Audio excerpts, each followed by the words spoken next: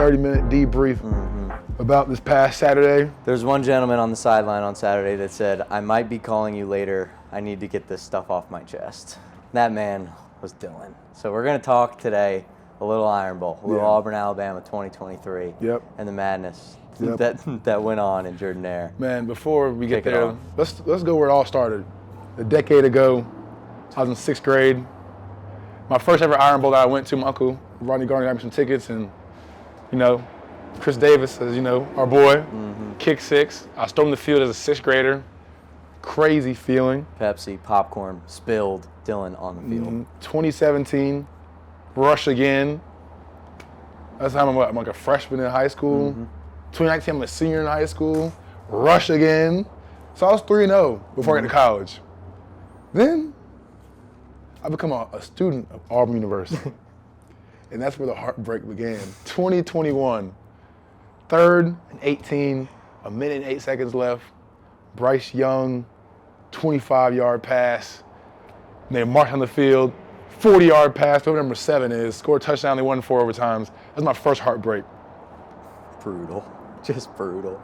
2023. Even more. 4th and 31. The mill throw. That's what they're called. Sorry. 4th and 31. So sorry. Golly. I was 3-0. 3-0. Now I'm like 0-4 in college. So, it's part of being an Auburn fan. It comes with the highest of the highs, but the lowest of the lows. And I hate to bring this stat in, but it is true, and it's kind of interesting to point out that your class, your senior class, is not only 0-4 in Iron Bowls, but they are 0-8 against Georgia and Alabama in your time, and they are the only class in the history of Auburn to ever have that. Yep. 2020 was an amazing year. We had COVID, and that just screwed up everything, Yeah, it happens. But, yeah, this year's game was just something else. It was a rocking environment. It was probably my favorite game in Auburn history. It was electric, and it was just so much history. There's so many people in that one, this one game, and I was glad it was a close game. Win or lose, that's all I want. Yeah, regardless, we saw one of, if not the greatest college football games of our lifetime. It was it was rocking. We felt every one of the 89,000 people's energy on the field. It was the most insane environment I had ever been a part of. It was. And it was very sweet to get to experience. I was a little nervous after the New Mexico State game. I was surprised they were able to bounce back, but they did it. They showed who they were. And obviously we didn't get the results that we wanted, but we had the better coach for the 40 minutes of that whole game. The whole game we had the better coach. You know what I'm saying? We had the better players. They just got they just last 43 seconds, guy made a play. Yeah, so the guy made a play, guy made an amazing play, and you got to tip your hat off to that guy and keep pushing forward. But at the end of the day, Auburn fans don't get discouraged about the outcome. But just realize what we have in Auburn is special. Hugh Freeze is an amazing coach. The things to come based off the games we've had against the top teams, Georgia and Alabama, both insanely close games at home that came down to the final minutes. Exactly. And I would even say props to our defense for the job that they did do. Think about those last 2 sequences of going to 4th down. The first one we get them to 4th and 1 off the miscommunication on the snap. Yep. And then the sack from Marcus Harris. And then he throws the 3rd down pass, and it's the flag because he crossed the line of scrimmage. So Auburn fans are on their feet, they can't even believe it. 4th and 31. Yeah. You got them from their your red zone all the way back to the 31-yard line, and you're like, we've got it. We're good. Yep. But props to the defense for doing the job that they did, because they were good all night, I thought. Only allowing Bama 27 points. I mean, that's 27 hard-fought, nail-biting points. Those points didn't come easy. No, pretty impressive. Did not come easy. Yeah, so and then they play out of their mind. Yeah, and then that last play, that's talent in and of itself. Jalen Milroe is, I think the defense would agree with me. He is insanely hard to stop. He's so athletic.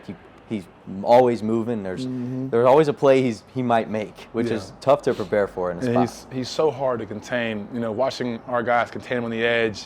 And they're being there in the right spot. 99% of quarterbacks aren't going to break that contain. No. He's just part of the 1% that can. And it's just crazy seeing him, get out of the pocket and just scramble for 20, 30, 40 yards whenever he wanted to.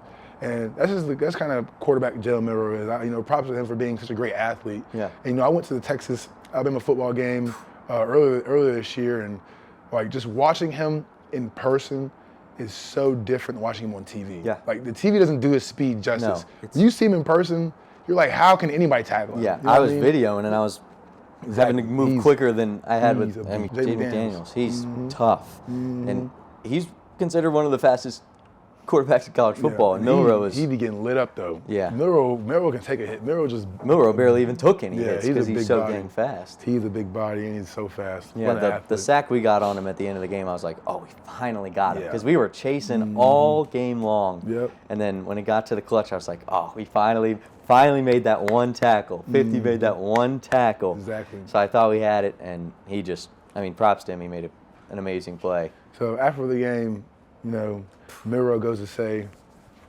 give me the Heisman. What are your thoughts about Milroe for Heisman? Based off how he has played up to that point, the first 4 games, obviously, where people were questioning if he would even remain the starter. They threw the transfer from Notre Dame in there just to test. He didn't play too well. They threw Milroe back in.